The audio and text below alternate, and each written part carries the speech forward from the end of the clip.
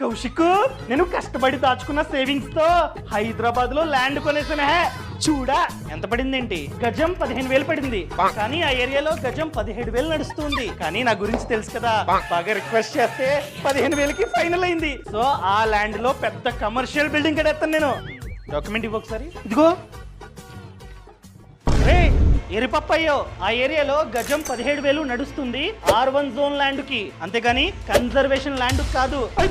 నువ్వు కనుక conservation zone లో ఉన్నటువంటి ల్యాండ్ ని కొన్నట్లయితే ఆ ల్యాండ్ లో 25% ఆఫ్ ల్యాండ్ లో మాత్రమే నువ్వైతే కన్స్ట్రక్షన్ చేయాలి. రిమైనింగ్ 75% ఆఫ్ ల్యాండ్ ని ఖాళీగా వదలాలి. 25% ఆఫ్ ల్యాండ్ లో కన్స్ట్రక్షన్ చేసినా కూడా హైట్ అన్నది 18 మీటర్స్ వరకు మాత్రమే ఉండాలి. అర్థమైందా? అలాంటి ల్యాండ్ ని నువ్వైతే కొన్నావు, దాని రేటు 15,000 కంటే తక్కువ ఉంది. ఒకవేళ నువ్వు కనుక R1 జోన్ లో ఉన్నటువంటి ల్యాండ్ ని కొంటే 100% ఆఫ్ ల్యాండ్ ని నువ్వైతే కన్స్ట్రక్షన్ కి యూజ్ చేసుకోవచ్చు. అమ్మో!